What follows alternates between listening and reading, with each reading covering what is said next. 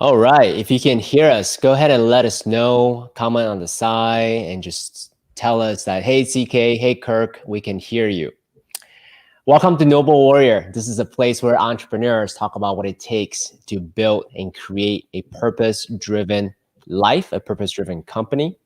We're going to talk about mindset, mental models, actionable tactics, such that you can be inspired and take all of these tools and stories and build your own purpose-driven life. My name is CK Lin. I've been a biomedical engineering PhD from UCLA. I've been a director at the University of California. I've been a startup executive. I've been an executive coach. I've done a lot of things. I've been on a search to create a life of purpose, meaning, and fulfillment. Today's guest is a former Australian special force. He's produced a documentary exploring different shamanic rituals all over the world. He's now an intuitive guy. He's a corporate shaman of Quanta, a technology company that helps increase the efficacy and potency of different plants. Please welcome Kirk Westwood. Thanks, CK. Thanks so much for being here. Yeah, man. So you are known to be someone who is an expert around intuition. Why don't we start there? Because intuition is something that everyone talks about, from Nobel laureates to corporate CEOs to someone who studies in ashrams. Intuition is someone that most of us understand, but it's really hard to articulate what that is. Given that you're an expert, how would you define that so that we can help contextualize our conversation? Yeah, sure. I certainly had a different concept of intuition before I studied it, and I studied it with different masters and learned that it is different to psychic ability. Psychic ability is the projection, whether that's clairaudience, what you hear, clear vision, what you see, to be clairvoyant. But intuition is just what's obvious. We actually have this inbuilt quality as mammals. So we just know what the truth of something is. It has a visceral response. And the key for me getting into my intuition is the use of the imagination. I believe that our imagination is our soul, and it talks to us all the time. It's just that we need to shut up for long enough to be able to hear what's actually accurate in the information that's coming through to us. And that comes from trusting your intuition. It comes from consistently doing it over and over again, where you get out of your own way and you let it come. So for me, it comes through in symbolism. And I take that symbol, and like a child, I just ask, well, what's obvious about that? And I just make it up with alarming regularity. I'm incredibly accurate, especially when it comes to people's stuff. I actually have a bone to pick with psychics. If there's any psychics out there, the bone is that the information that you give, if you have these skills, there's something greater than just giving people hope, which is what most psychics do. It's like, okay, I see a tall, dark, and handsome man. I see a chance. Give them very specific answers to why they do what they do, and you give people the power back, as opposed to the world happening to them and realizing that we're actually creating a reality. But this is what you're dedicated to proving about yourself. And that's the greatest use of intuition that I know after 20 years and tens of thousands of hours worth of use in clients. Yeah, before we get into being of service to others, I wanted to dive a little deeper on the whole concept of intuition. Let's see how I could start off by asking this question. So I'll share a little bit about my journey of trusting my intuition. I think you said it to me when we first met, or a few days ago when we were discussing about this podcast. Like, man, CK, you're so smart. You're too smart for your own good. And it's not the first time that I actually hear a comment like that, right? I think a beautiful quote that's been saying a lot is, "The mind is a great servant, but a terrible master." So in the understanding of the different layers of the thought pattern that's coming your way, how do you discern the truth of what is versus neurotic thoughts versus thoughts that you hear from social media today, or thoughts that you maybe saw on an ad somewhere that someone is trying to inception into your brain? Does that make sense? So in a bunch of streams of coming into your consciousness, how do you discern the truth of who you are versus all these other thoughts that's not even yours? Yeah, sure. When you start doing it enough, you start getting a visceral response, a physical response. And a great way to go about that, learning from my teacher, I studied the most with around intuition, William Whitecloud, It's a wonderful moment when you first sit in a circle with 3 other people reading someone. You say, well, I don't know anything, but what I get is, and then the other 2 people who are reading them look at you and go, I got the same thing in a different fashion. And then the person sitting there goes, how could you guys possibly know this about me? Because that is the truth about me and about what I do that I care not to look at, whether it be your darkness or your greatness. So the key to learning that skill is simply practice and spending more time at it. But I know that if I'm coming from my mind, that I have a reaction to stuff, it is not intuition.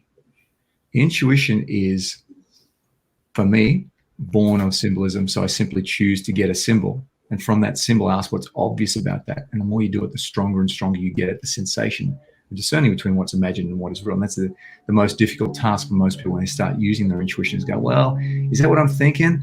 It's just a case of doing more so you can be more clinical with the feeling, if you will, of what's the truth and what's not. But you can drop a bomb of truth in amongst a set of people without any skills, and people just go, that's the truth. It's not an opinion. It's not a statement. It's just the truth. The truth has a vibration. An important thing, the truth is only valid in the moment that you ask it, is what I've learned as well. Because the very moment you state that truth, a new truth becomes available to that person just by the fact that they can observe that and see that in themselves.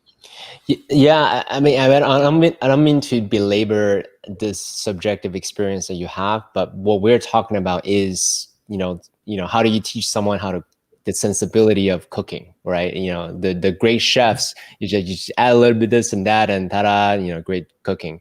So that's what we're trying to get to from a very novice, maybe mechanical point of view to where you are in a very attuned to your own intuitive sense, right? So as you said, truth has a very specific vibration. Can you say a little bit more about what that feels like, Sure. subjectively, or what that feels like in a collective group? Sure. I think the greatest way to do that perhaps would be to give an example. Yeah. So if you're open to it, perhaps I could just do a little bit of a read on you. Sure. Yeah. I'm a little nervous, but yes, let's do it. Sure. Well, just give me a moment though, because I always choose to do what serves the highest good. And let me just check in with that. So I choose to serve the highest good, and I choose to serve CK and his listeners. And in doing so, I allow a symbol to come that represents what I need to know. So by simply drawing a circle on the table and defining that circle as having insight in it. And I just imaginatively, like a child, I just jump into this circle and just allow a symbol to come. Does it serve the highest good? And what's interesting, that straight out of the blue, I get the image of old school cartoons, the Warner Brothers cartoons, and the Wile E. Coyote lighting the fuse on the TNT boxes and that exploding. Now, that's the symbolism I got. Normally, I wouldn't tell people about the symbol that I get. I just go straight into what that means about this question. Does it serve the highest good? Sure. Is that what it means is this is a wonderful explosion of learning. That's not a bad thing. The explosion is not a bad thing. It might end up with black powder on the face, but it's creating laughter for millions of people, or it's creating joy for millions of people. See, make no assumptions. You just go, what's obvious about that symbol? That symbol is, it makes me laugh and I love it. And that whole idea that it's going to go off and it's going to have a ripple effect beyond you and I talking about shit. Because a lot of people out there just talking about stuff instead of experiencing it. So it does serve the highest good. So that's an example of using intuition. So another way I could do that is by, now that I know that it serves the highest good, and if it's still okay with you, if that's okay. Yeah, go for it. I could now read you. And how I'm going to do that is I'm just going to observe you. So just give me a moment. So I choose to serve, and I choose to gain insight into CK. And how I'm doing that is I'm choosing to actually just to notice 3 things about your physiology that I can see in this image in front of me. And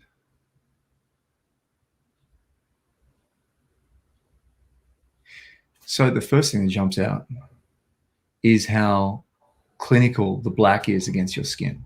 The black of your shirt. It's literally like black and white. It is the sharpest defined line on this screen that just pops out at me. And what's obvious about that, and again, an important part about intuition, is you get a symbol, and then without even knowing, you just make it up.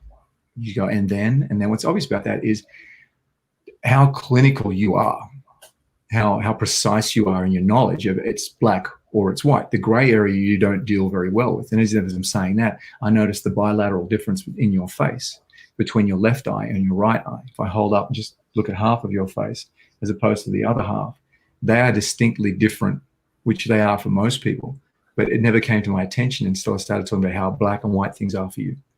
There's the analytics of you. You are so incredibly sharp and analytical and being able to nail stuff from the mental, but at the cost of the right side of your brain, the left side of your body, the creative aspect to it. So you can be too smart, as I said last time, too smart for your own good, in that you'll go into the dissection of what it is that you get, as opposed to being in the unknown. I like to say the unknown is actually where it's at. Smart is good. As you said before, the mind is a fantastic slave to the body as opposed to the other way around. Because when the body's the slave to the mind, it tends to just go around and around in circles, creating the same stuff over and over again.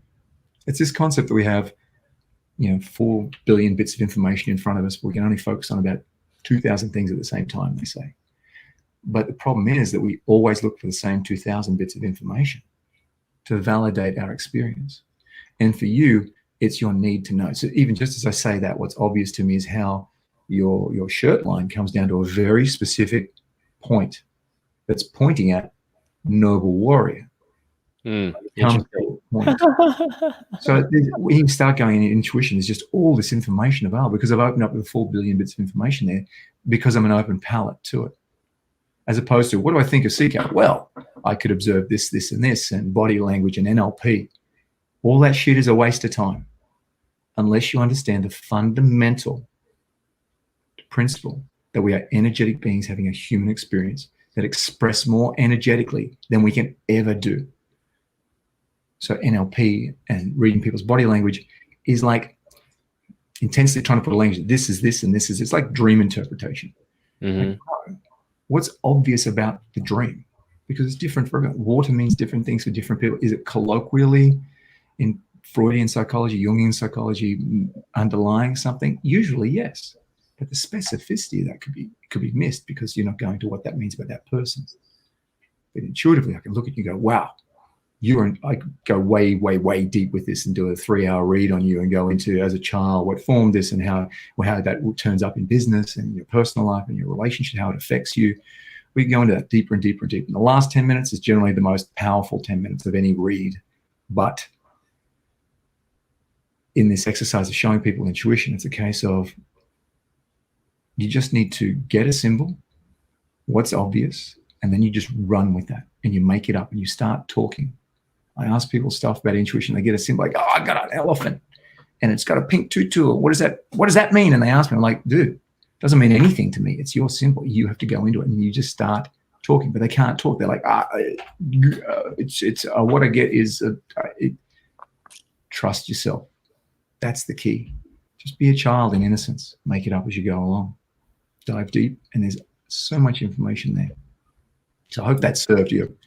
It did. Thank you so much. I think you really honing on the sort of the hero's journey, not sort of, my hero's journey, in terms of really honing my mind as a tool for the earlier part of my life, and then realize that this tool is incredibly powerful and precise and it gets a lot of things done, right? High achievement.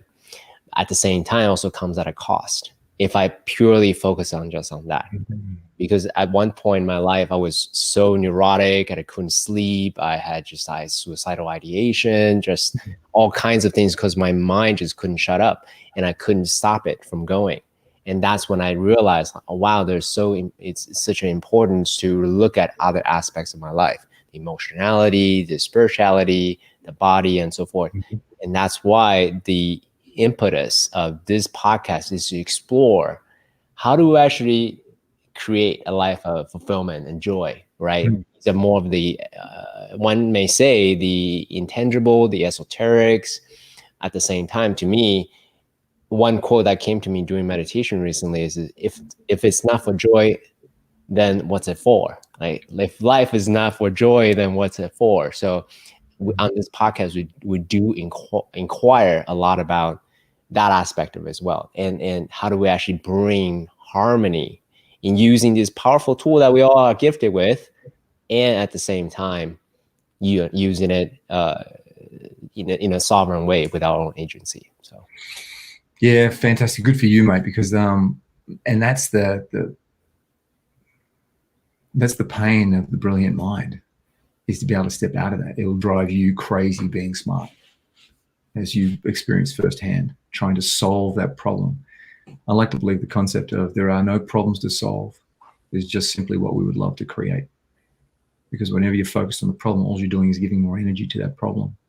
Come back to your heart. What is it your heart would love to create? You know, as beasts, we spend all of our time either, certainly as men, trying to solve a problem that hasn't even happened yet, or resolve shit that we can do nothing about. But we're never right here in the truth of doing what our heart would love. There was a saying from, actually I was doing just in a men's group with John Wineland this morning. I recommend John's work. Check him out online. He's got a lot of work for free online on YouTube around authentic masculinity. And the concept of if you're not creating something in the joy of creating something, then the task is to be conscious, certainly for a man, to be present. Wait, it's worth repeating. If you're not in the effort of creating something, the task to be conscious. Is that what you said? Yeah, the focus should be consciousness. If you're in a moment, you're not busy. If you're not enjoying creating something, the vibration of that creation, then you should train yourself to be conscious. If you want to be happy, it's simple. Do shit you love more often than you do shit that you don't. Like vibration attracts like vibration, but it's not mental.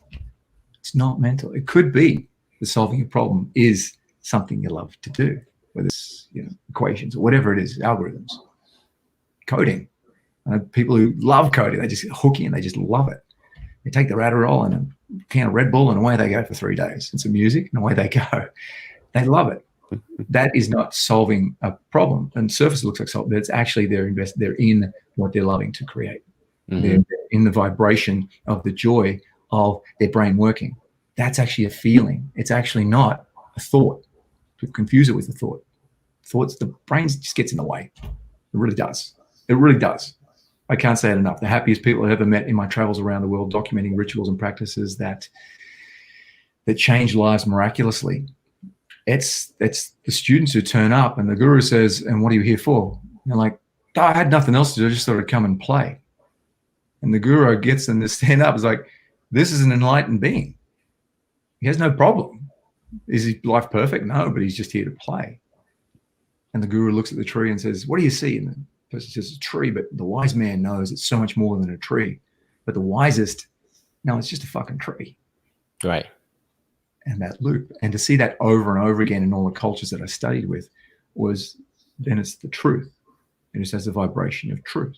When cultures hundreds of years and thousands of kilometers apart say the exact same thing, verbatim, and has the exact same result, I'm like, yeah, that's the essence of why we believe, as opposed to the doctrine, the dogma, the rules, so to speak. No, the etheric energy of it is always exactly the same. Get out of your own way. Get back in your body. So I want to challenge, give you a loving challenge a little bit here. That say someone listening, the younger CK, the younger Kurt, you're like, yeah, I get it. Right? I appreciate the principles. I want to, be a child again, embrace the playfulness, bring fun back into my life. How do I do? How do I do it? What do I do? Yeah, sure. We give them something that they can actually practice. Like, oh, okay, let me bring, take a micro step, a tiny step towards bring more play and aliveness back in my life. Yeah, I would say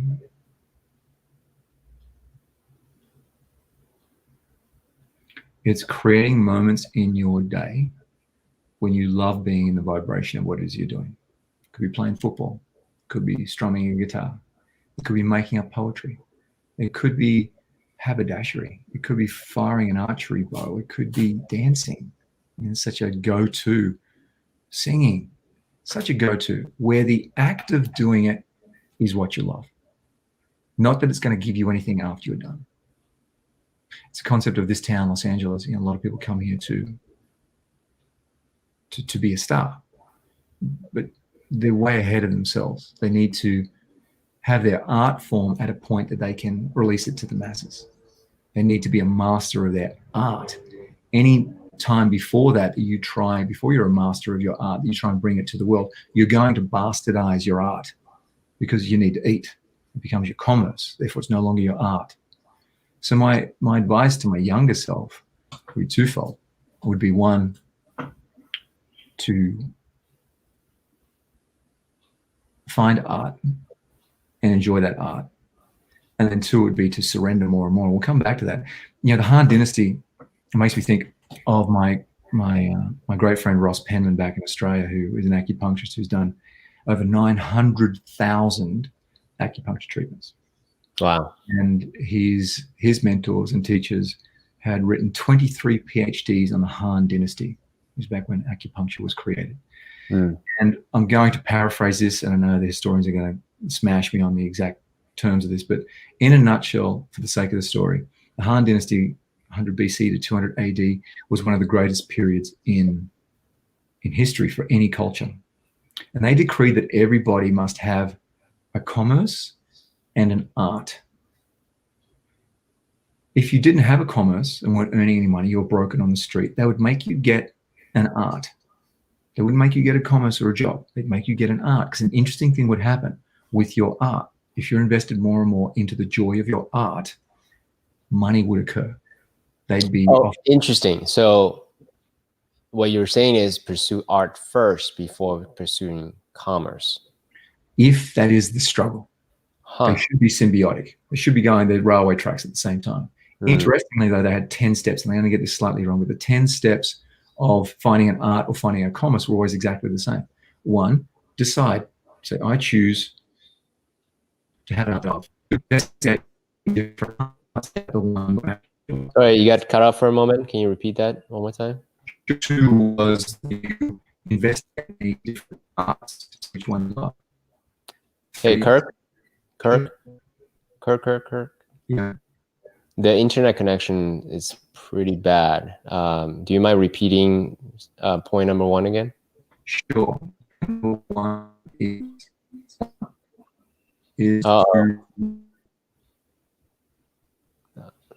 Hello,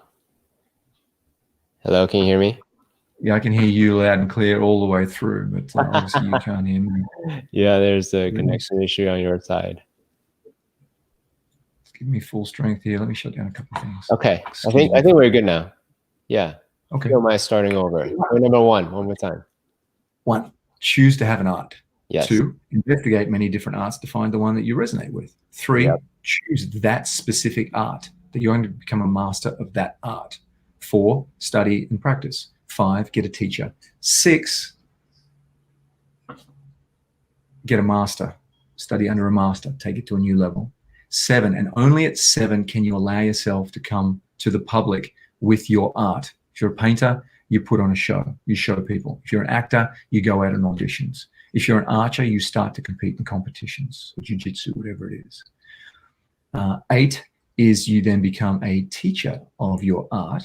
And 9 is you become a master of that art, which is literally rubbing your life that only you have had upon this particular art.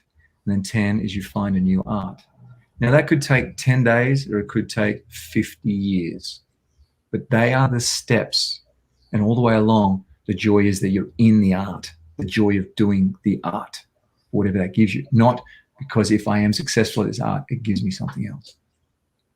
And they were the steps. So that's what I would recommend to me as a young bloke. I would have looked at football, soccer, which I loved with a passion, and camping and hunting and being out in the bush, being in the Australian countryside. It would have become my art somewhat. It wasn't until much later in life and I got sick and I discovered it gave me a lot of pain.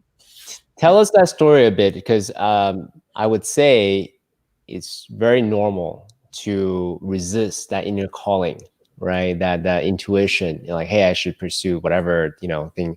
So for example, in myself, I've always been curious. I asked tons of questions and drove my parents crazy ever since I was little.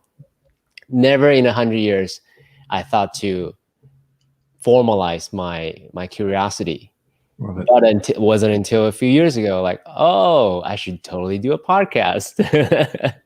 So now I get to do something that I always wanted to do ever since I was little. My point of contextualizing the question is, tell us the story where you resisted that inner calling, and then the sickness that it caused, and then finally you surrender to this inner calling. Yeah, sure. So life was going pretty well. And then my girlfriend said, I want you to meet a healer. I'm like, I don't need a healer. I was very much into NLP and self-help work and trying to forge my career ahead. And she said, but he's an Olympian and he's a gold medalist and he's Australian. I'm like, of course I want to meet him. So I met him, and as I walked up to him, he put his hand on me and I burst into tears. And I was like, what the hell's going on here? And he cracked me open. He and two other Polynesian workers just cracked me open. And I came out of that with this mantra that I now choose the powers of my conscious and subconscious mind to blast away any limitations imposed upon my body, mind, or soul. Very NLP, very ego-driven. I can control this, state management, burning up my adrenals.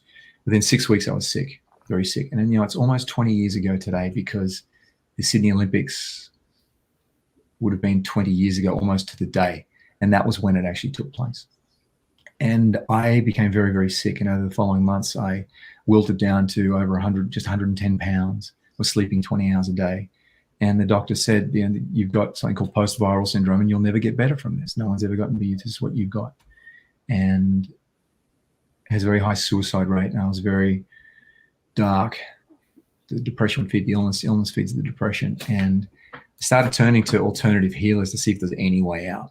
And I found a few who lit the fuse in me, and over a period of time, I started getting stronger and stronger. And one of those things was the use of intuition. So I started using the intuition because I just wanted to be either a better athlete or healthy again, or a better performer. That's all I wanted it for. But people started turning to me to use my intuition to heal them. I didn't want to do that. I didn't want to be a healer. So I ran away from that, and I was a jackaroo on the Australian outback for a bit. And I was an adventure guide doing shit I wanted to do as a kid.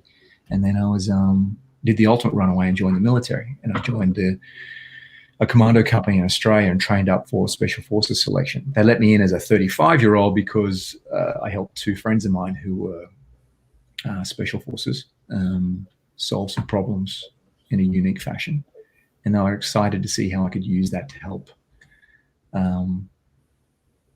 SF operations for Australians, SAS and Commandos. So they trained me up, and 4 days shy of finishing my Green Beret selection, I got stabbed in the eye with a stick that had explosives on it.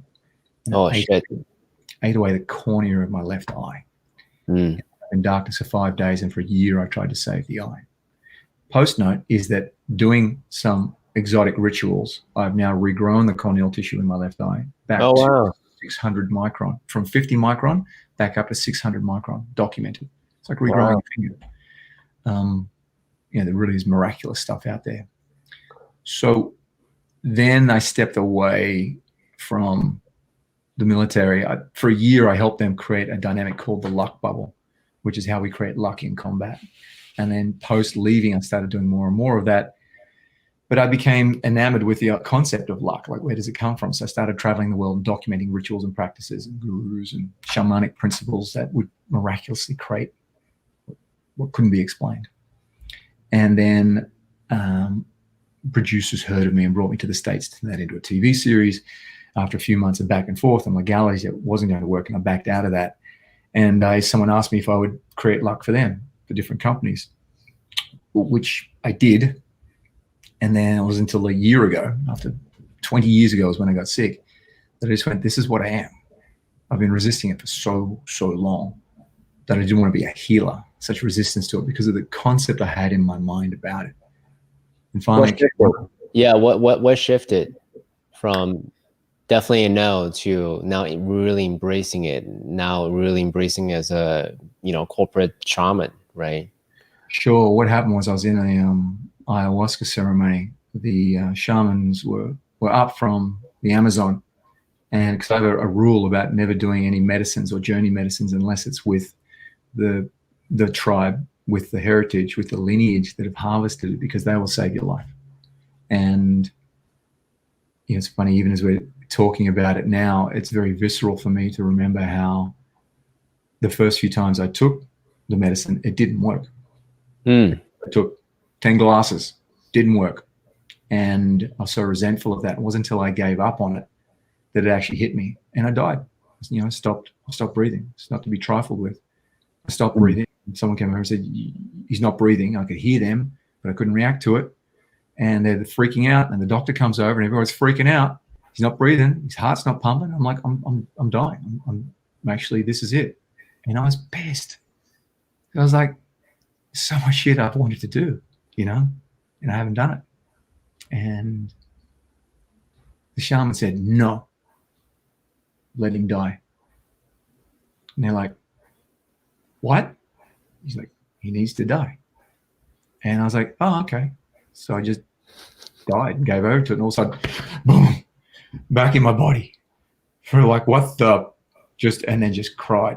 Hours, inconsolable. Just bawled my eyes out. Just things shifted in me to that sense of surrender. And the ceremony at a later stage, my own voice came to me as an old man, and it said very, very clearly, Kirk, in the battle for happiness, thy sword shall be named surrender.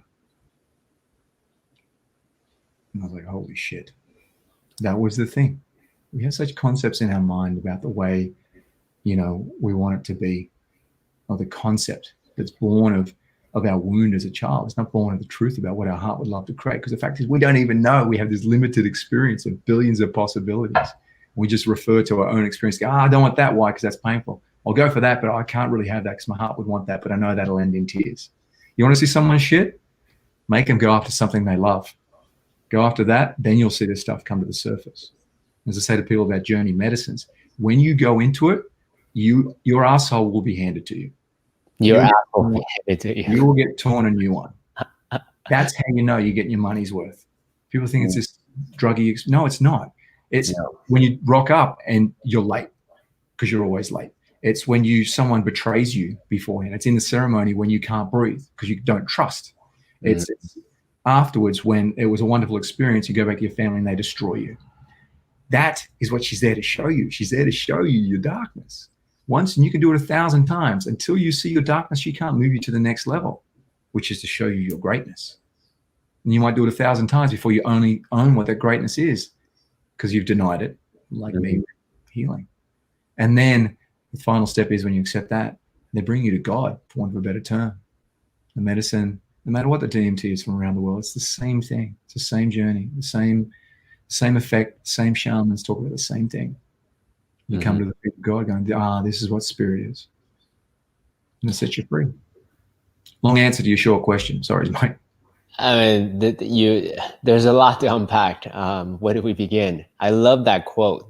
I hear myself saying this a lot. In the battle for happiness, thy sword shall be surrender, right? Shall be named surrender.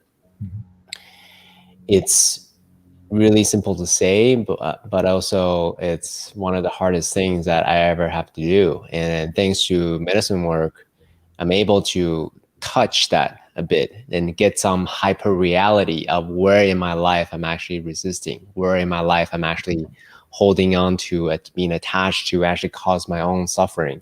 And at the end of the ceremonial work, then I can say, do I want to keep holding on to that and continue to suffer, or are there practices I can do to let go of those things and then really courageously move towards a life of more fulfillment and joy, versus a life of being right, self-righteous, right? So. Right. It's wonderful to hear, mate. And I get that from you even when we first met 12 months ago.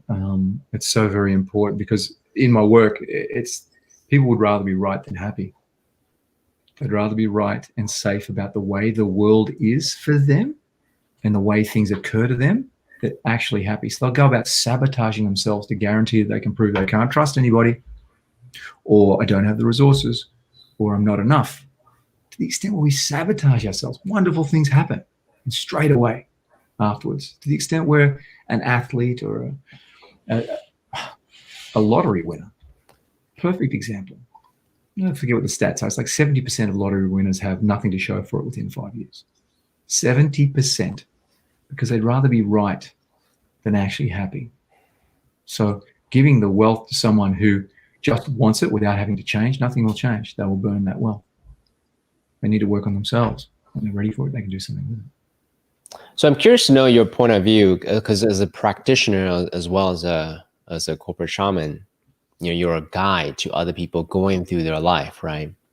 And from my personal experience, I've yet to have a spontaneous wisdom download. That's just not how it works for me yet. I've heard about it somewhere, like someone have had that experience. Not me personally. Nothing is ever spontaneous.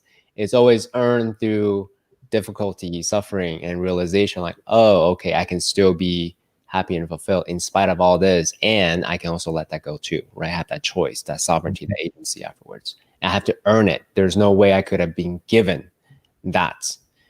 So I'm curious to know you now that you're a guide as well as a practitioner, do you feel that going through that, darkening of the soul and, the trial and tribulation in a crucible, whatever metaphor that you use, do you think that's required, or could they be given that wisdom with less pain and suffering?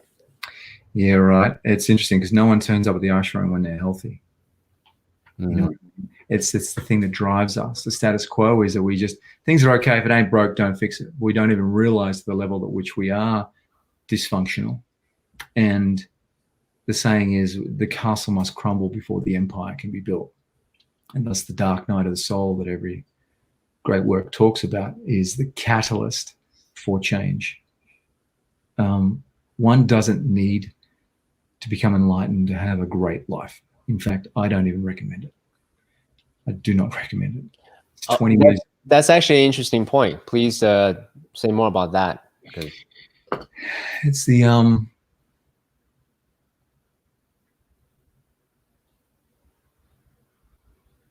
one can lead a great life simply being aware of what their dysfunction is. I know a lot of people who are completely ignorant to their stuff who lead a great life. I know a few film stars and rock stars who are completely ignorant to their stuff, and yet luck just falls upon them because of their ignorance. One must be cautious or careful about stepping into the realm of trying to understand themselves, because that is a Pandora's box.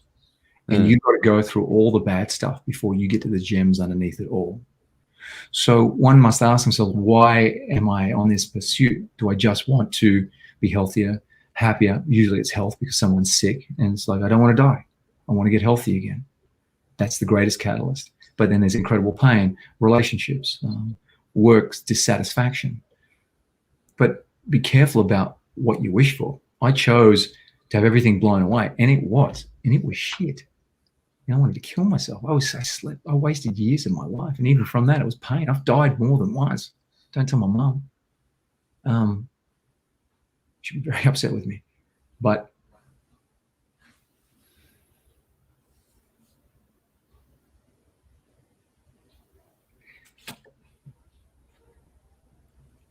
perhaps at times it's better to let sleeping dogs lie. Be sure about what you want. People think they've just got to go the whole way. And if you're sick, then yeah, you need to go the whole way sometimes. But don't leave it too late when it's stage 4 cancer. Leave it when you're not feeling well or you're lethargic.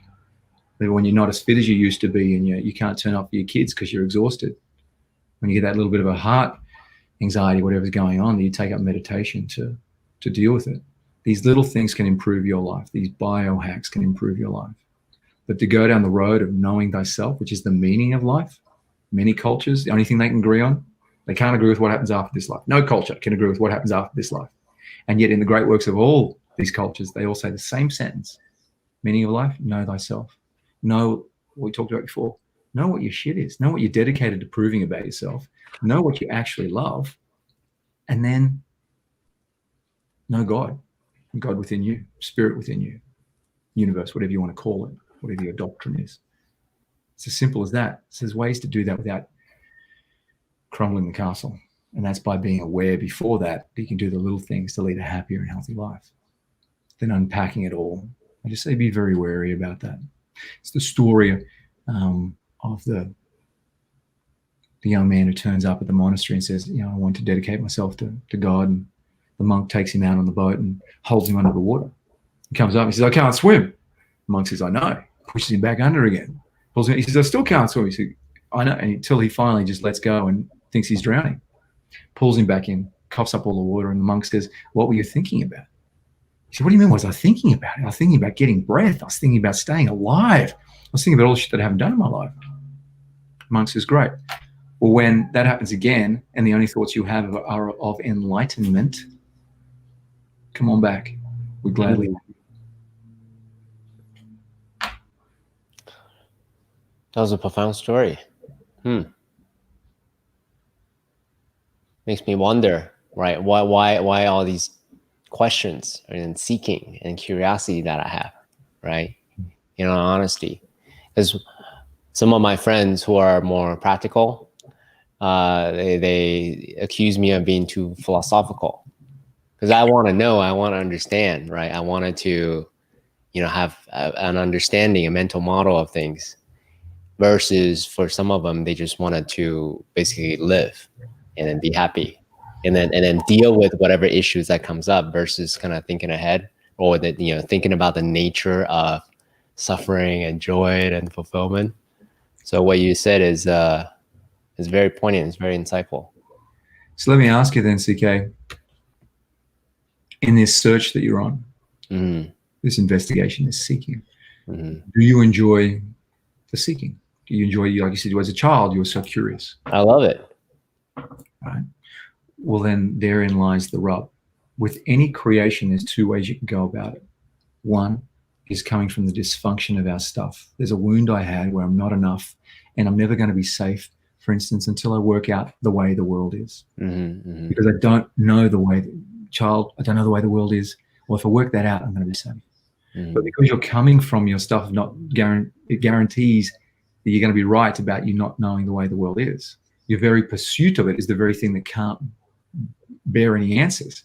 By the very nature of where you're coming from and going after this thing right from the very start is dedicated to pain, proving what you believe about yourself, which is I don't know. That said, there's another relationship to it, which is your heart, which is the curious child in you that just loves the investigation of the unknown, that just loves playing in the unknown. When you're coming from that, that's when you're on fire, mate. Yeah. That's when your true greatness comes out. That's when your exploration, that's when your questions, which you haven't had written down, are coming to you. That's when you get a chance for this thing to go to a whole new level for you. That is the key for you, and key for any creation is the positioning you come from is the most important thing, without a doubt. And so you understand that every bit of self-help anybody does without understanding that is doomed to only create the wound that they're trying to get away from. So guys who are watching, who are listening to this right now, what Kirk just made is a very important insight. If you're coming from seeking, pursuing something in order to fix something, in order to compensate something, in order to be better at something, that's not a good recipe, right? But if you're coming from sheer the love of it, the curiosity of it, the play for it, that's a much better place, right? Coming from that space. Is that an accurate recap of what you just said? Very much so. Many different ways to say the same thing, but you're spot on. Positioning is everything. Everything. Yeah. Especially in the creation of something. I see it a lot with the birth of any creation that goes viral, is that the very energy that it was created with is the energy that the public take on. Now let's think of social media.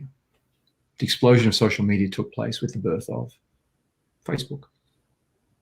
Facebook was what really was the catalyst that got traction. There was other things before that, MySpace, etc., but YouTube took off. Is there any doubt?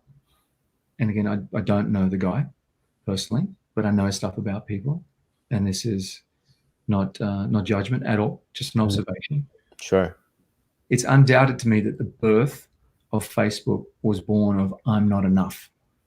Mm.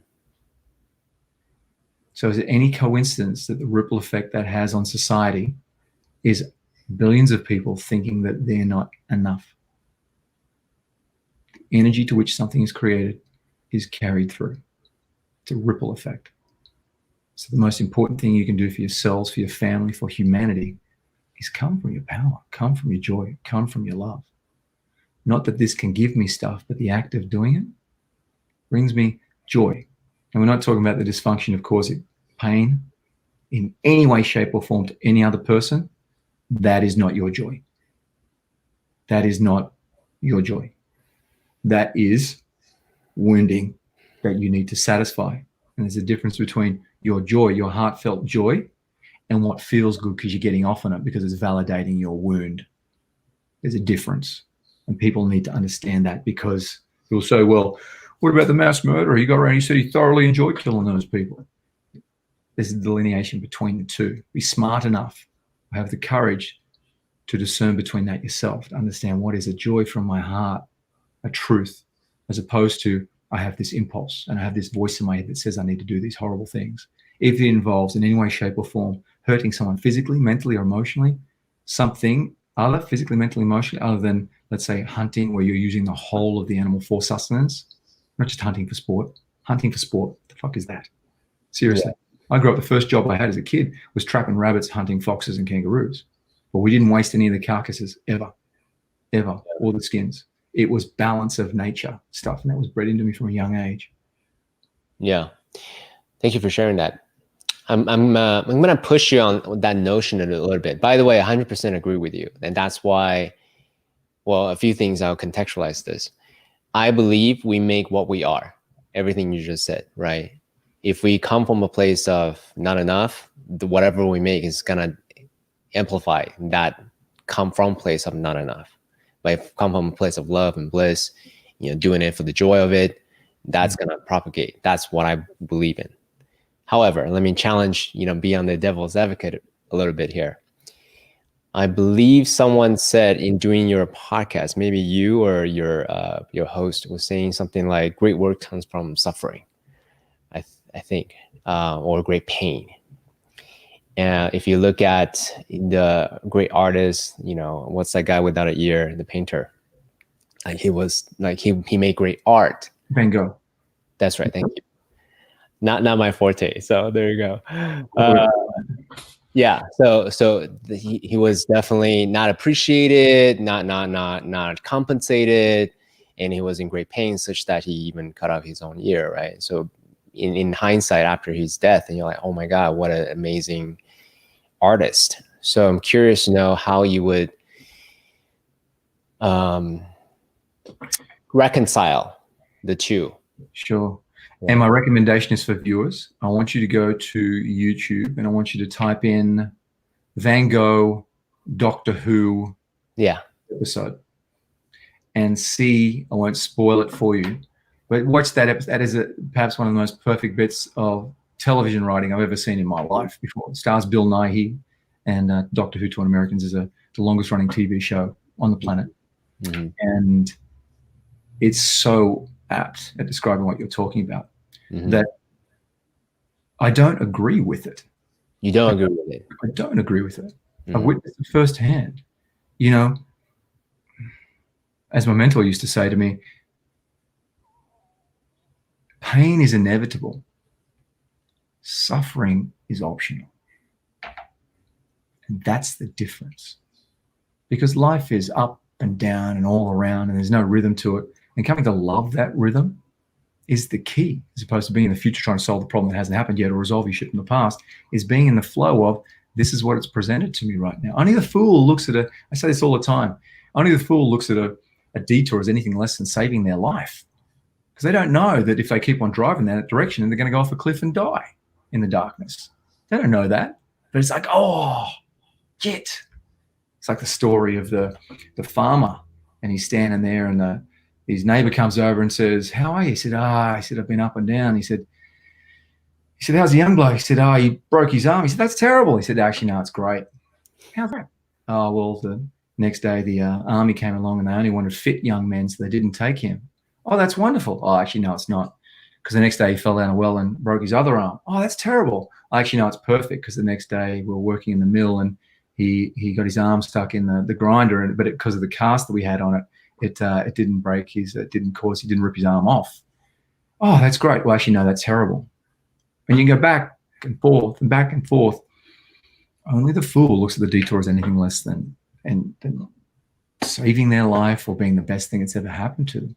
The pain, the problem comes when people deny their pain. If this country would simply step into what they feel as opposed to projecting it out into the world, just own it. You're scared. I feel a little scared. Talk yourself through it. Oh, what's that bullshit? Because what we resist persists. Mm-hmm. I find out, well, I can't trust the bastards, therefore I'm going to have to get ready for doomsday.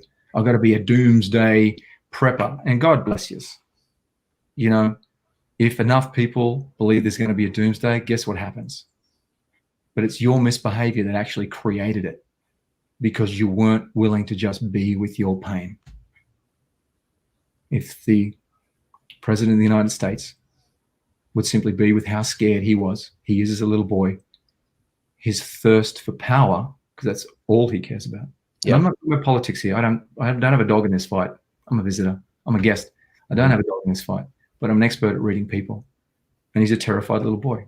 And my offer goes out to him. If you'd like to do some work, Donald, I'd love to work with you, because in a heartbeat, I can show you what's really going on for you and the strength of going through, because there's only one thing that comes from someone who desires power so much, and that is they get shamed. They were shamed as little boys, little girls, grossly shamed.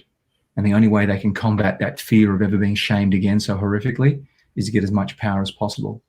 They eat like pigs. They have sex like pigs. They act like pigs. They only care about themselves. They're narcissistic. It's your Harvey Weinsteins. It's your Donald Trumps. It's your Adolf Hitlers. I could go on and on and on. Yeah. So I'm curious, now that you are a corporate shaman, right? People of all kinds of level of consciousness and awareness work with you, and you also go into different corporations giving speeches. So you meet all kinds of people, right? So with that, how do you serve them for the highest good? Because, you know, they may be narcissistic and have no interest in whatever it is that you're talking about, or they may be a total seeker and they'll have, you know, pray 5 times a day, or that kind of, you know, regular practice, that kind of thing. So with a wide spectrum, how do you meet them where they're at and serve them at the highest good? Yeah, mate, that's a great question, because I simply choose to serve the highest good, and then I allow symbolism to come to me, and it tells me for that particular audience. And it doesn't always work in my favor. I did before I was doing more of the speaking engagements. In fact, this is very instrumental. I did a speaking engagement last year in which I stood up and hadn't done some for a while. I was like, yeah, I really don't want to do this gig. Why is that? Okay, that's going to serve though. Okay, what serves? Okay, you're going to open with a racist joke. I'm like, what? How in the world is that going to serve? So I told this joke, and I tried as best I could to explain that it wasn't racist, it was in service, and downplay the racism within it. And then I went through finishing off what I was talking about for a half, and it was way too short a period of time to get across the details of what this was about. And to be honest, I wasn't fully prepared. But what happened after that was a audience member stuck his hand up, and he was African American, and he said, "Why, if you chose to serve the highest good, would you open with that joke? Like, what's the matter with you?" And I was like, it's a good question. Good question. Let me tune into that. Just so I'm going to tune into it, there's a whole hubbub going on. Everyone's like, ooh, in the room, and there's this shift of energy. And a spotlight on me, and timing-wise, they'd run out of time, and they had to eject from the venue. And there was all this stuff, and I was like, what do I get? Actually, this is what I'm here for, is to show him how he is. And that's going to be a template. It's going to set him free, but it's going to hurt. Him, the African-American guest? Yes, who asked the question. Mm-hmm. And then I was like, oh, and I doubted myself. I went, I can't say that. I can't do that in front of all these people. It's going to hurt him, but also, and I went, okay, we don't have time for it. And I kind of said something else. I did not go with what I got. But what I truly got could have set him free, which was,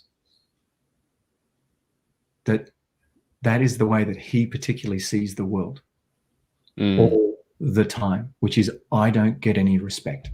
And he's dedicated to proving that over and over again. And out of the 4 billion bits of information, that's the 2,000 bits of information he's looking for all the time.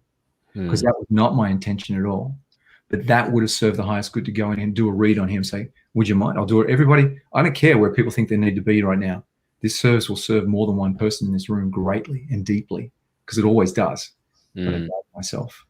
And in going into how his stuff plays out, he literally had just had a win. Before I got up on the stage, he got up on stage with a huge win that he'd had. And he was glowing. He was glowing with the amount of victory that he was feeling worthy. And he had the respect of his peers for the first time. It is no coincidence that the very next thing, no one else was thinking that he was disrespected, but to him it was a huge disrespect that had slighted him in his moment of glory.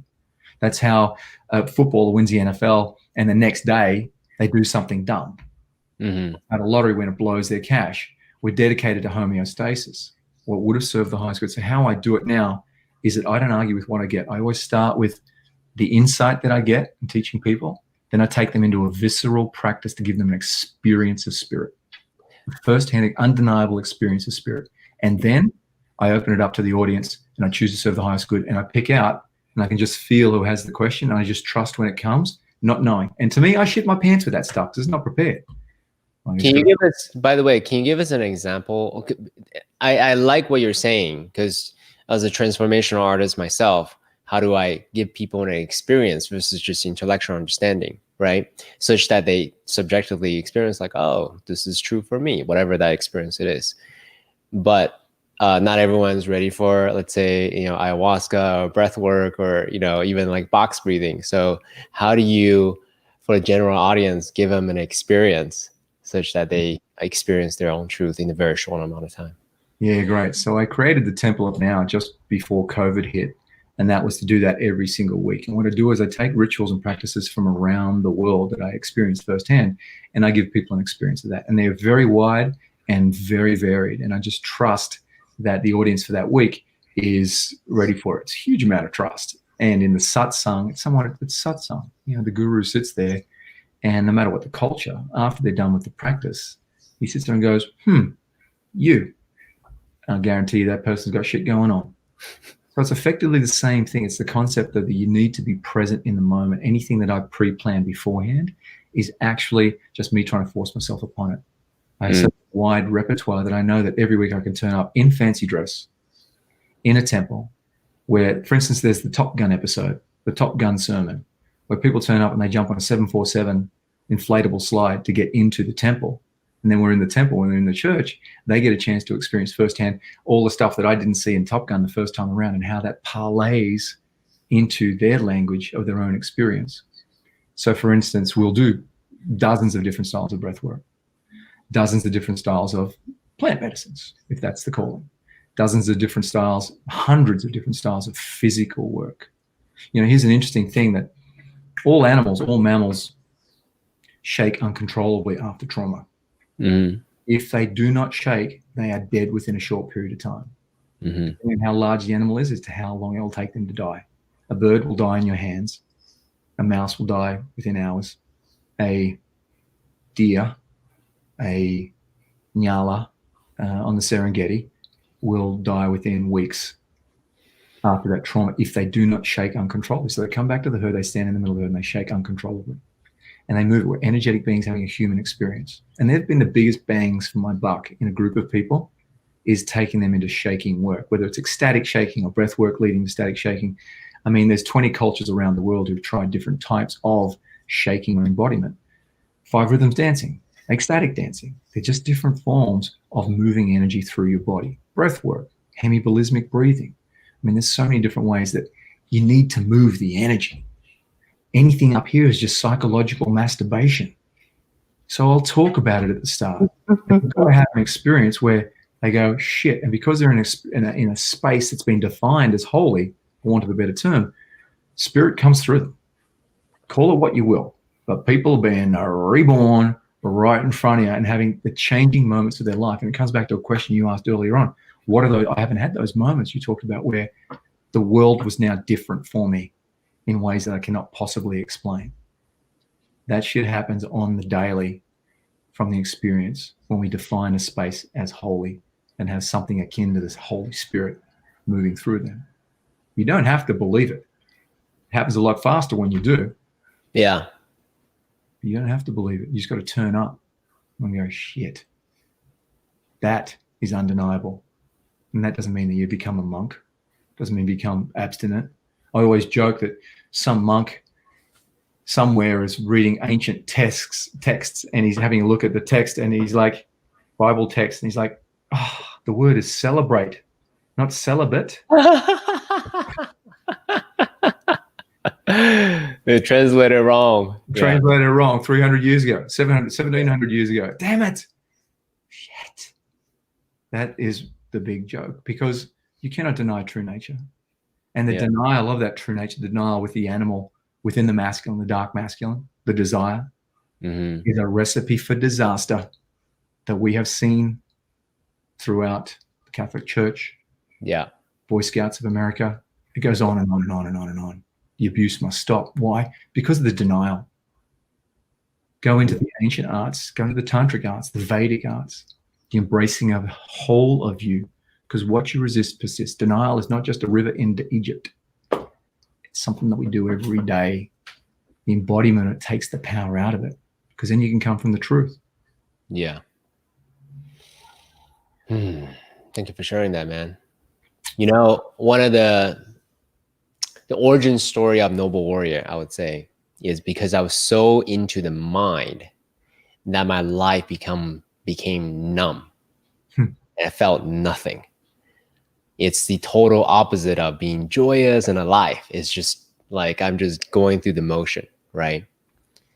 So when my friends ask me like, hey, CK, why are you always seeking and experimenting and exploring and having conversations about all different modalities? Why are you so curious even after all this time, right? Because I'm very well learned in a lot of different domains. And I don't really have an answer until recently that, well, because I've gone through what I've gone through, right? The experience of like barely alive really as a human being, just like barely holding on, to getting acquainted to the body, the heart, and the spirit, like, oh, this is awesome, amazing, right?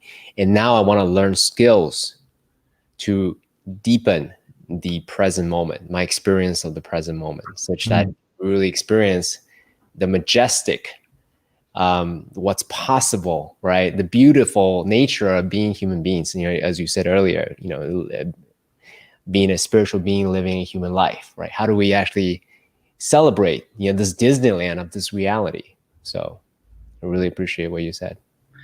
Yeah, mate. And your testament to it, to being overwhelmed, because it's easy to talk about coming from spirit, loving life and being out in nature and life is good and being grateful, except when you're in the shit, when it hurts. You and I both know what that's like and how it just feels like this is never going to end. This is what life is like. And to all your listeners, I just want to say that CK and I can both vouch for that. It's not always going to be like that. There will be better days, but there's work to do. There's work to do to understand why you're in that pain. Don't give up. Don't give up. Go out into nature. Be with nature. Be with nature for an hour. Just sit there and be with nature for an hour. And I guarantee you that your relationship to the nature in that hour is your relationship to the world, to partners, to the feminine, to the masculine, whatever it is for you, whatever a partner looks like for you. It's a template. She's just of service to you. It's a cure-all for many things, is being out in nature. So I just, you know, you can speak of that as well. Just please don't give up. Just get out into nature, choose something you'd love to create, and start that upward spiral. And then start learning about yourself and understanding why you think that way. Because that's what's creating your pain. You just have a model that that's the way the world is. You know what anger is? Anger is powerlessness. Powerlessness. Yep. Powerlessness. You feel powerless about, so I see it in reads all the time. You feel powerless about the way the world is and the way you are in it, and it's never going to change. So therefore, that's what you go about creating. You're only seeing the 2,000 bits of information that you always look for, as opposed to this whole realm. Come back to stasis. Come back to being energy in the forest. Come back to being lying in the waves. Come back, let that vibration come through you. Yeah. And do the work on yourself. It takes work. It takes work.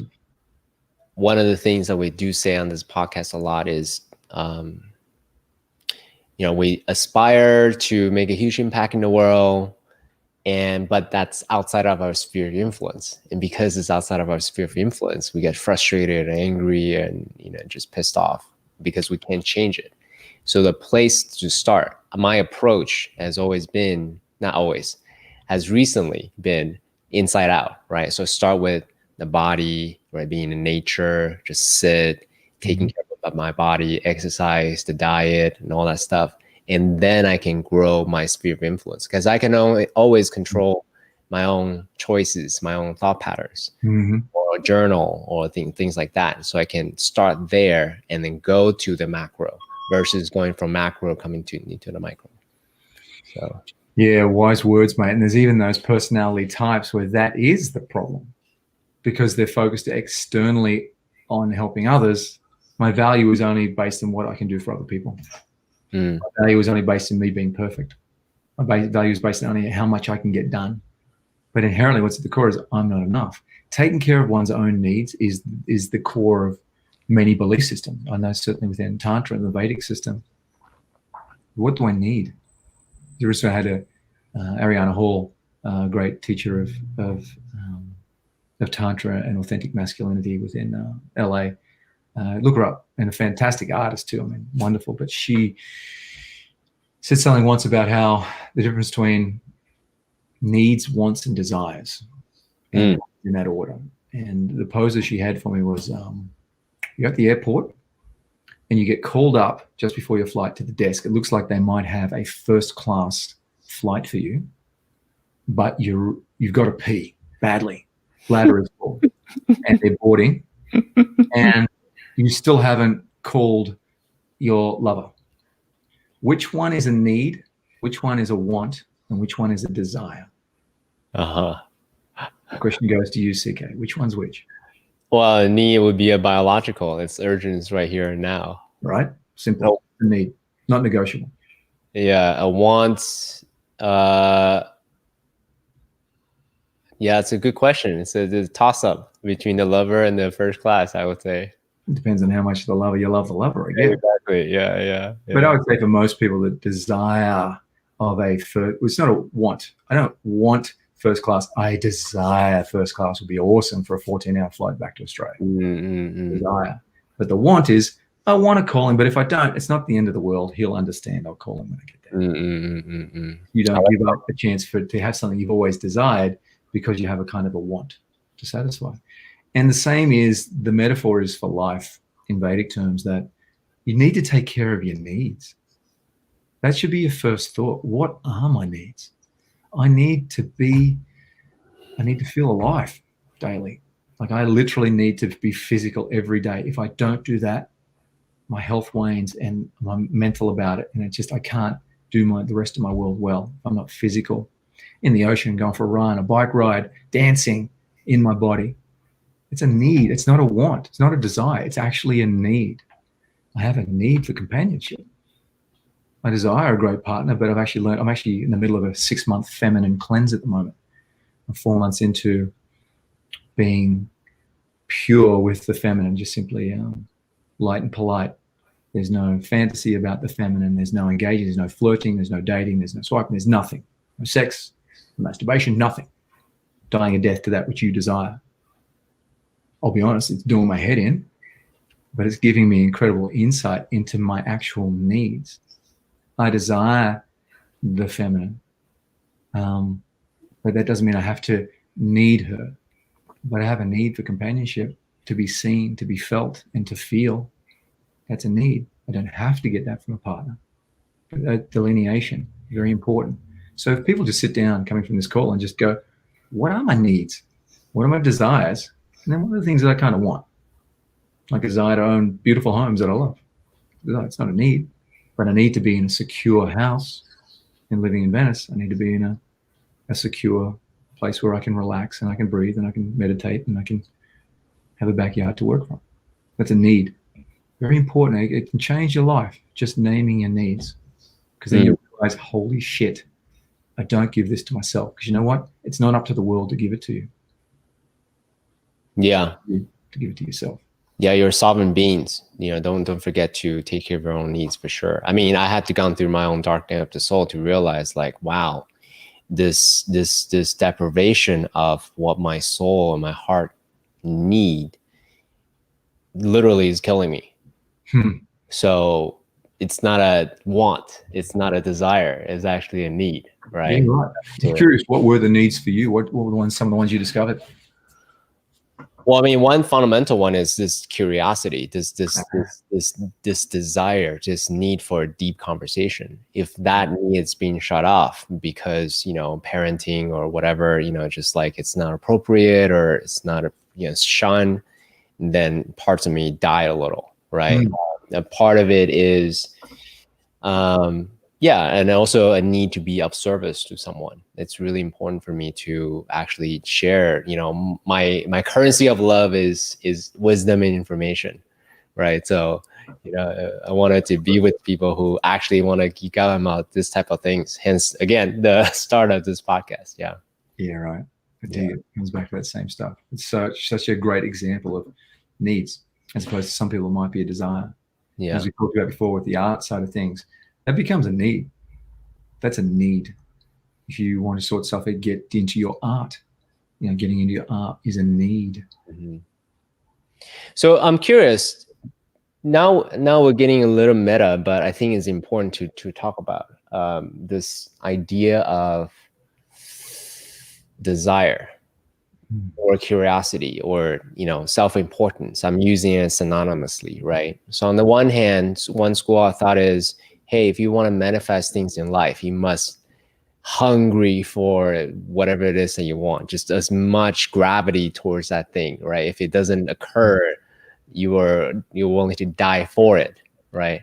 Another school of thought is being equanimous, right? You want it, you're committed to it, but you're also not attached about having it be a particular way. So I'm curious to know, navigating of the needs, wants, and desire, and also as a practitioner of this metaphysics conversation, what's your take on the self-importance or the gravity towards something that you that you intend to manifest in the world? Yeah, it's interesting. It's a good question. Like the Passion meditation, the silent retreat. If people ever have a chance to go and do it, I thoroughly recommend it. Nothing better than sitting for 14 hours of meditation, not being able to communicate with anybody. You can't even look at somebody. If you need a banana, it's just head down, get your thing done for 10 days. And you learn a lot about yourself. And the basic principle of certainly the SV Goenka model of the Vipassana meditation is that equanimity is where it's at. I don't desire and I don't push away from anything. I don't move away or towards anything. I am equanimous. And that is the nature of the task for a man, is to become devoid of desire or repulsion. I don't agree with it. I don't agree because I've seen over 20 years in concept, it's almost like communism. Concept, great concept, but we can safely say after decades of watching it, it doesn't really work all around. It's not holistic. It's a great concept. In Vipassana, I see the same thing because I still see pain within individuals. We inherently want to create. We want to, as we would say, we want to be and to become. It's just inherent within us to be and to become. So desire is natural. To desire the feminine as a masculine or the opposite sex or whoever you're into is an inbuilt desire. And owning that desire can set you free. I'm here for a good time, not a long time. Doing no harm to others, creating what I would love. So there's a metaphysics that takes place. The Secret was so very good at bringing the masses to the possibility of energetic work. But unfortunately, it wasn't complete. I'm actually in The Secret. You were? I didn't know that. That's I awesome. was actually in it back in shooting in Melbourne in 2005, 2006, something like that, whatever it was, with Rhonda. And at that stage, I was still not wanting to be a healer, and actually came in as an actor. And I played a role, and they changed the role right on the day. They're going, okay, you're going to do this now. And it was all over the shop as a production. And what was interesting about The Secret was it was actually born of the work of Esther and Jerry Hicks. Yeah. Abraham. Yeah. Teachings of Abraham. Anybody out there, have a look, have a listen. It's Esther channeling Abraham, entity of wisdom. And again, it's interesting because channels, sorry, an aside, I digress, but channels, to me, when I read them, they're all the same personality type. They all literally, the only way they can believe the incredible knowledge that's coming through them is to literally become someone else. Their voice changes, their physicality changes, their temperature changes. They literally, energetically become that which they believe. And it comes through them. And it's the only way it works for them. But I can channel the exact same information just by using my intuition and go, oh, this is the truth. And it just comes through me. But that's the way that they do it. So channels are simply people who are psychotic enough to believe there's somebody else and can fully go there and act a role so that it comes through them. I'm not saying it's good or bad, no judgment. It's just what they do. But it's fascinating to me because we all have access to this information. And as you talked about before, how do you know when it's the truth or not? Well, for them, it's because it comes through them and they have a physical feeling. It's like, it's not me. Truth is. It's Neil Donald Walsh with Conversation with God. Yeah. Same. Coming through him. We have access. All of us have access to that. Sorry, so I digress. Back to The Secret. So it was only partially true about that which you just need to imagine you've already got it and keep on imagining it. No, that doesn't work. Because if I keep on saying I'm 7 foot tall, I'm 7 foot tall, I'm 7 foot tall, if I'm going to say it over and over again, then I really don't believe it. I'm wealthy, I'm wealthy, I'm wealthy, I'm wealthy, I'm wealthy. Got to keep on saying it. You don't actually believe it. Yeah. As opposed to making a choice. I choose the end result of being wealthy. What's the emotion of that end result? Oh, the emotion of that end result for me is, it's like, no, wealthy is just simply just owning my own home that I love, with a family that I love, dogs that I love, a truck that I love. Yeah, I can feel that. What does it feel like? Kind of feels like baked bread. Not that I know what that feels like, for want of a better term. Smells like baked bread, freshly baked bread. Okay, cool. I step into that and then I go, I'm just grateful that life is that way. Like vibration attracts like vibration. What I just told people is the way that I have seen people create millions of dollars, win over the loves of their lives, have miracles happen, cancers go in regression. We're simply energetic beings having a human experience. And if you want to change, you got to change. You got to spend more time in the vibration of what you want than what you're currently in 24/7 hours a day going, oh, I'm not enough. I'm not worthy. I'm not capable. I can't trust anybody. No one loves me. Why would daddy have left? Something must be wrong with me because otherwise daddy would have been here. Know thyself if it gets in the way. But it's as simple as you asked before, what's the simplicity of it all? Simplicity is step into the emotion of the end result of what your heart wants to create, not what's going to solve your wound. Solving your wound is when I'm rich, I won't have these debt collectors calling me. When I'm rich, I can tell that boss of mine to fuck off. When I'm rich, I can tell all of them to go and get fucked, and my family that I'm giving them nothing. Yeah. Your heart wants to create. That's just dealing with your fucking childish wound. What my heart wants is for a person, it's like, I want to sit on a swing underneath my own tree with my kids on my lap, a couple of dogs. Look, that has an energy to it. Anybody who's listening to this, step into the difference of the two and I go, yeah, and I actually just step into this if it's already happened. I'm just grateful for that. Okay, on with my day. Where was I again? Not trying to solve shit that hasn't happened yet. Well, what do I do with the money? If I win the lottery, do I pay taxes now or do I take it in installments? Stop wasting your time. Come back to presence. Stop trying to resolve your shit from the past or solve stuff in the future. Come back to now. Make the choice. Step into it daily. In that transition between when you're going to sleep or when you're waking up or you're coming out of meditation, your heart is a different vibration then. The brain waves are different. Beta, alpha, theta, delta, gamma. The work of Joe Dispenza talks about, the heart is 50, 100 times more magnetic than the mind. you're probably seeing a theme here for me, which is get out of your head into your body. No, it's perfect. You're talking to a recovering cerebralist, so it's perfect, right? So I'm you know, in the learning journey of unconsciously incompetent to consciously incompetent to consciously competent to unconsciously competent.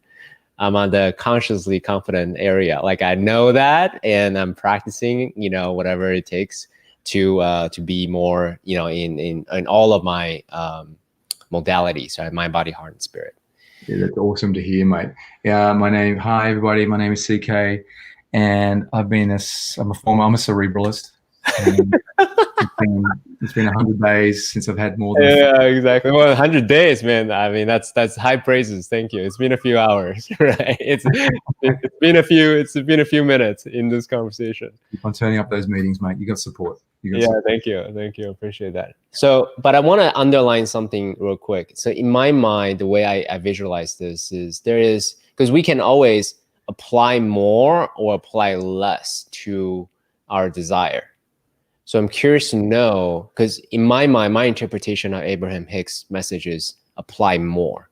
So if you want something, not just neutral, go for it. Like apply as much importance to that desire as you want.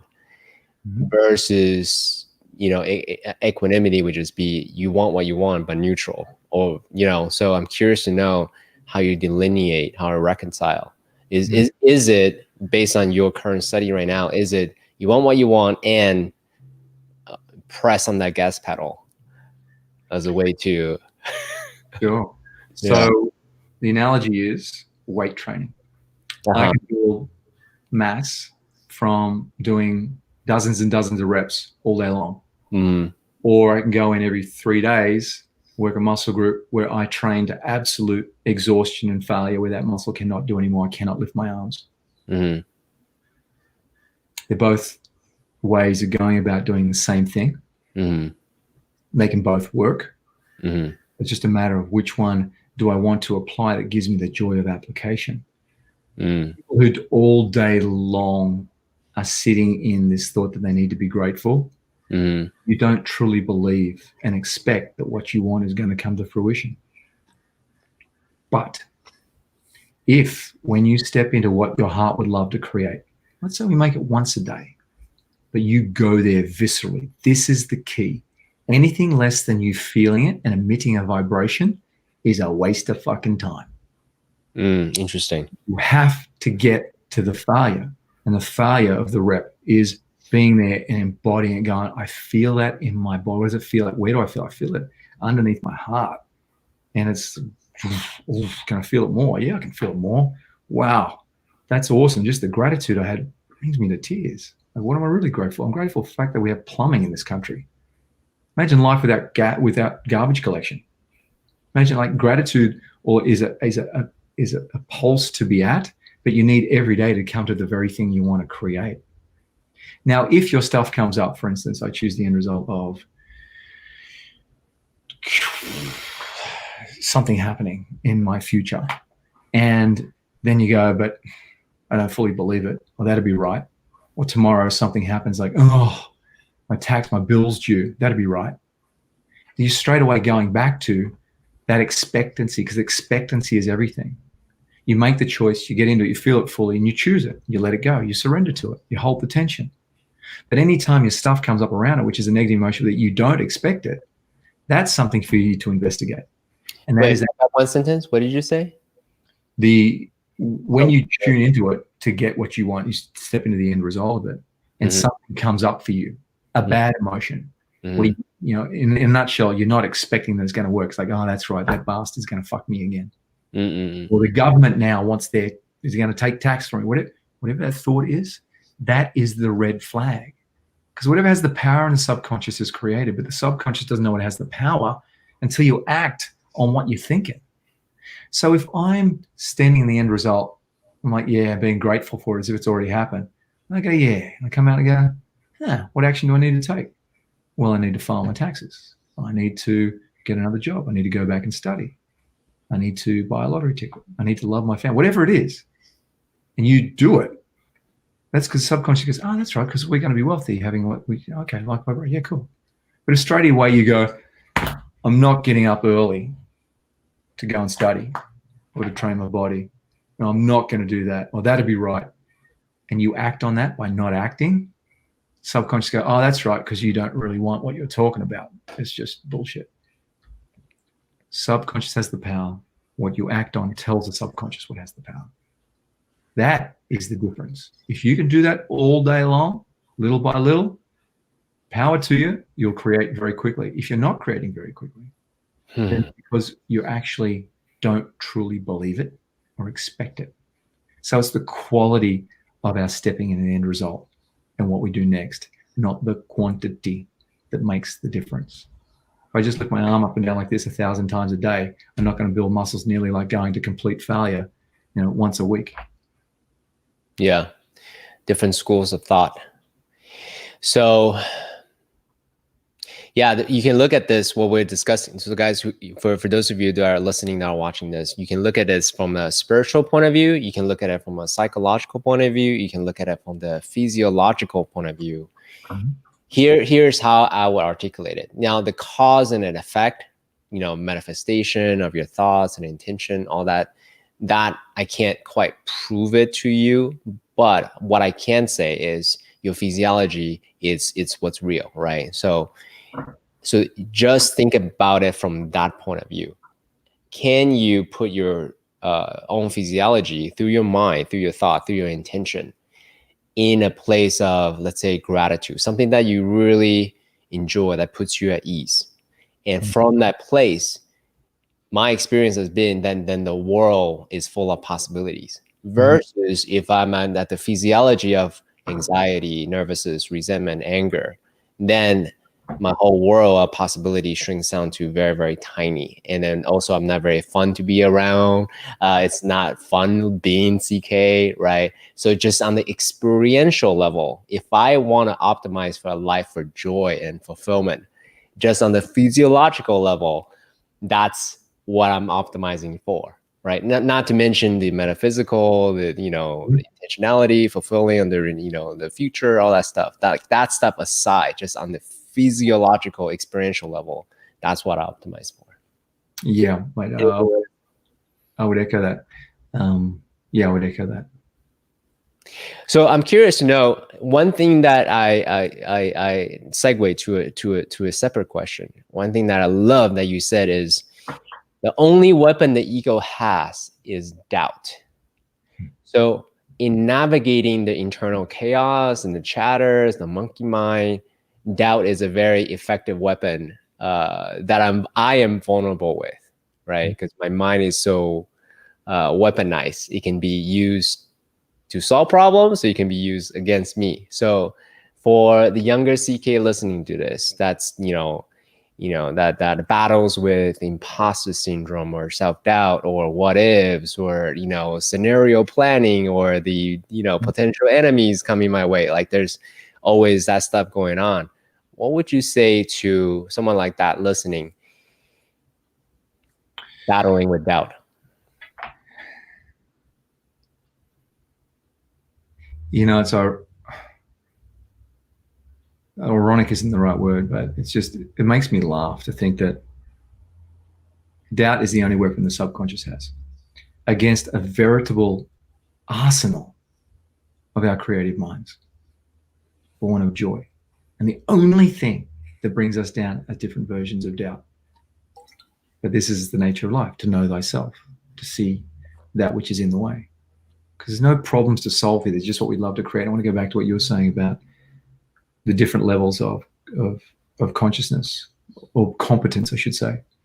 And that first level is everything, unconsciously incompetent. People can stay, tying it back into where we started, people can stay in that unconscious incompetence, simply choosing to create something else. There's no problem here. I just go about creating something else, and they create it. But once you start down that path of understanding and seeing, we're becoming conscious of your incompetence, it digs you a hole. That's the path that we talked about, which I don't recommend for everybody. It's a path you need to go down, because it's just my health, my relationship, whatever it is, it's at a point where I can't not delve into this.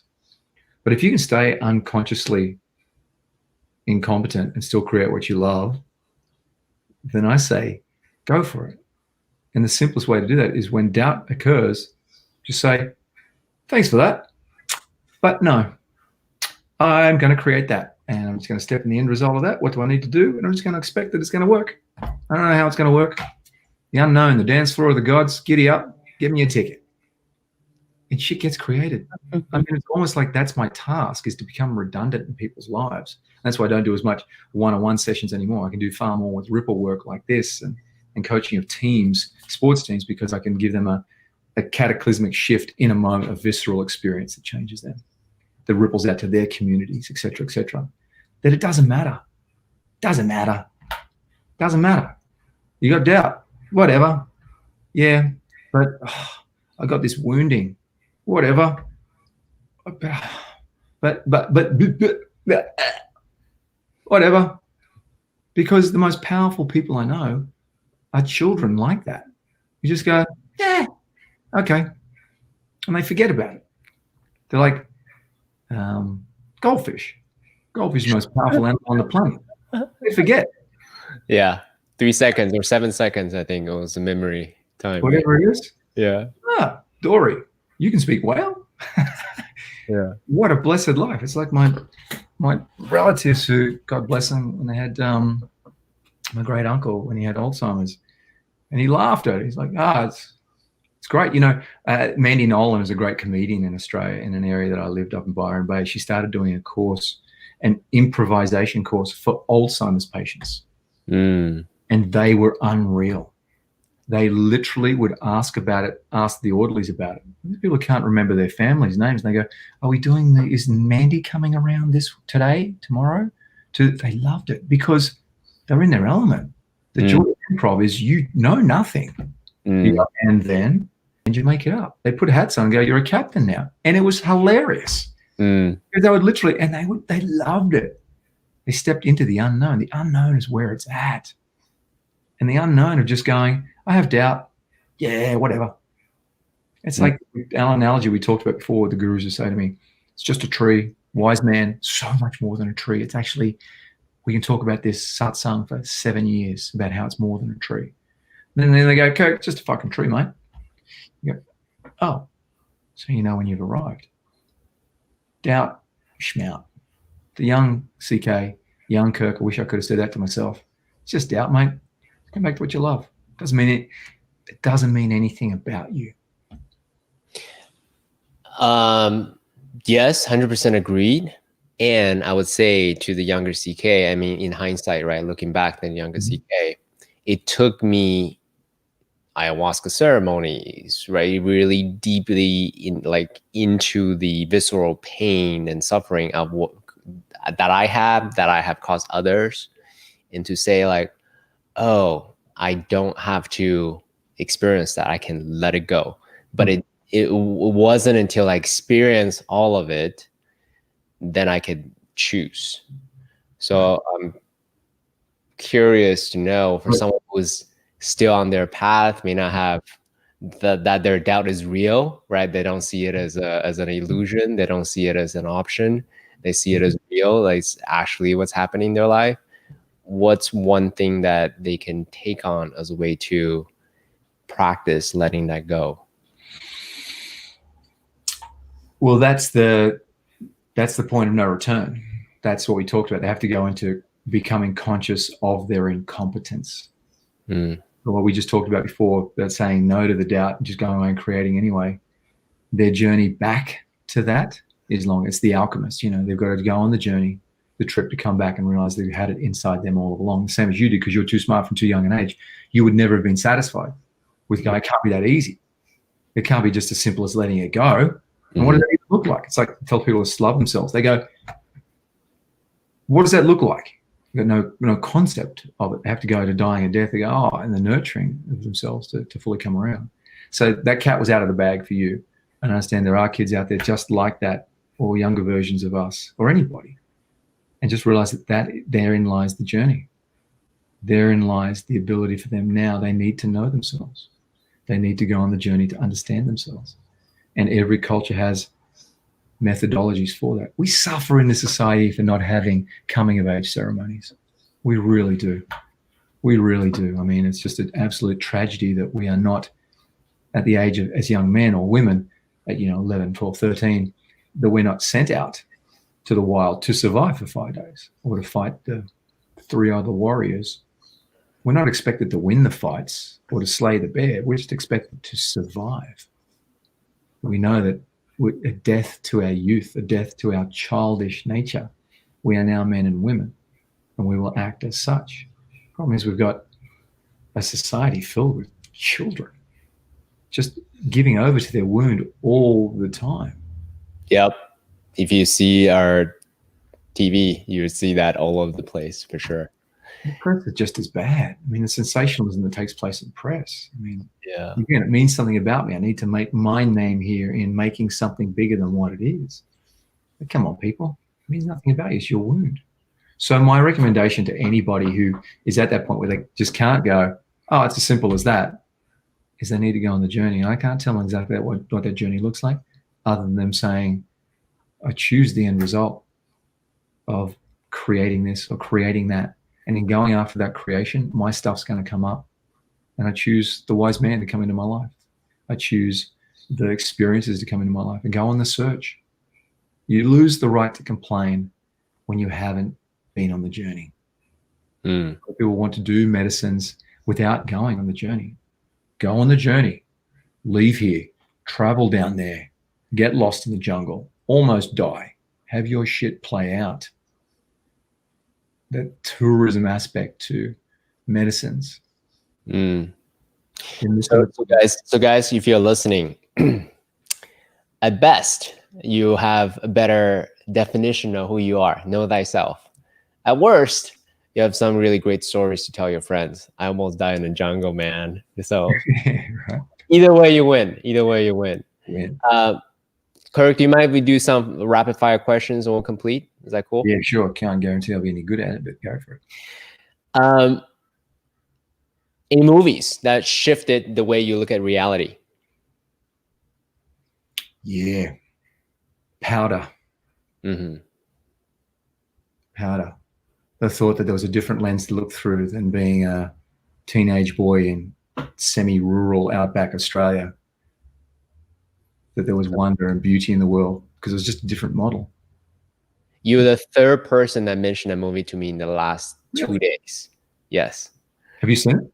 Oh, I love Powder. Powder is awesome. Awesome. Yeah, Powder is great. I'm going to rewatch it now that you're the third person mentioning it to me. What is your definition of purpose? Purpose is elusive. I had searched for my purpose since I was a little kid. Want to know what it was until I gave up on wanting to know that it became obvious to me. It was the 29th of February this year. And I was actually in a 5 rhythms dancing class and a bolt of lightning struck me, like coming through me, struck me to my knees. And a voice said to me something about this is what your task is. And I just lost my shit. It's just undeniable. What was interesting was 2 days after that, I went to the Psychic Expo, and which is always fun. It's always fun to go and check out that stuff. And I was listening to it. I just got called to go and listen to someone talk, and I was talking, and then they said, and as after it was over, I'm like, why don't I even understand why I'm in here? And as I'm walking out, the woman goes, excuse me, go in the back. If you don't do what they told you, what your guides told you this week, if you don't do that, you're going to get your ass handed to you. I walked out of there. I walked into another one. I actually had to walk back into the same room and listen to another psychic. I'm sitting in there. And this woman says, I've got to say something to you because your guides won't leave me alone, and I can't do this talk to these other people until they say, if you don't do what they told you to do, it's going to hurt. You're going to be in physical pain. And I'm like, so I went on that path. I know, what did they tell you to do? So I might just keep that for me for the moment. Okay, got it. That's all right. Yeah. All good. All good. Elusive is the first word that comes to mind. All good. Thank you for sharing that story with us. All right, you ready for the next question? Yep. What do you do to not take yourself too seriously? Dance. Dance. It's in Any the body. specific kind of dance? It's put music on and rock out like nobody's watching. And I'm a goof, man. I'm a goof. And just gotta let it all hang out because it's just energy. It's just like whatever. Yeah. A kingdom for a woman who appreciates my goofy, letting it all loose on a daily basis. Awesome. What's your definition of fulfillment? Fulfillment, laughter. Mm-hmm. There's only joy. Alegría. Same thing in many cultures. All the wisest, of all the gurus that I've met, the ones who are like one with the universe and all calm and perfectly dressed, they're full of shit. It's the ones who are all messed up, like slightly out of balance. They're the ones that actually they're in it, and they're just so it's just so real with it. To me, it's interesting. Yeah. Right. When I look at the facilitators that I respect most, they don't have this facade of I know everything, I have all the answers, my life is perfect. Like right away I know like that's maybe, but that's not a real embodied teacher to me. Someone who's embodied teacher to me are, yes, they are able to hold the space when need to, but during everyday situation they're just regular human beings and have a great time in life. Totally. Couldn't agree more. And you said the word embodiment. I think that's the key. You just feel it from them. They're embodied. They're embodied. They're not perfect. They're embodied. Yeah. And it's often a case of also the cobbler's shoes are always the worst. You know what I mean? The dentist's children's teeth aren't always the best. It's like the master doesn't. You never want to meet your heroes because they're only going to let you down. They're not perfect. And if they are, fucking run. Yeah. They're telling you, they're bullshitting to you. What's your definition of wealth? Wealth.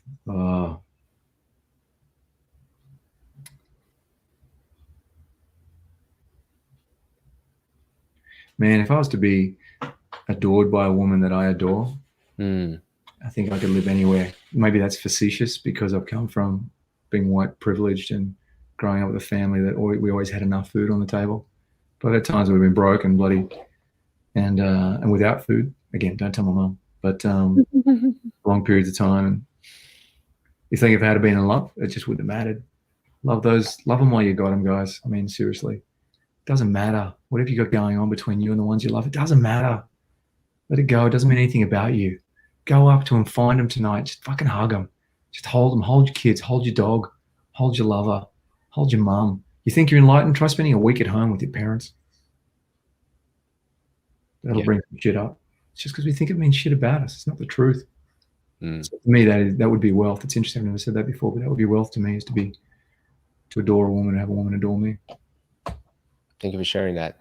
What's one book that you've gifted the most to other people who are seeking to elevate their consciousness, to understand more of their purpose in the world? Yeah, there's two. There's William Whitecloud's The Magician's Way. Given that out a lot. That's a great alchemist type tale about what it is to find your heart. Your heart truly loves, and a lot of the principles that we talked about, but doesn't really dive into intuition much at all. So it's a great little tome, great book. I recommend it. The Magician's Way book. But I've also given away Alan Pease little $9 book, which is what I know about women. And you open it up and there's nothing in there. It's completely blank. I mean, that was just such an honest gift to give to people, to give to my mates around the world. Go, women, we love them, but we just don't understand them. We're trying. Beautiful. Kirk, I thank you so much for sharing your heart, your story, your experience, your wisdom with us, especially in interfacing with someone who is a recovering cerebralist, right? So I really appreciate your humoring my curiosity and the insistence on making it more operationalizable, making it tactical. The reason is, I hope you know that, because they can believe in the principles, but I also want to give them something that they can try on as well. I really just deeply appreciate you. Thanks, Jeff, for putting us together. Thank you so much for sharing your heart with all of us. Yeah, mate, I want to give you a shout out that you're doing valuable work, because you're coming from your heart.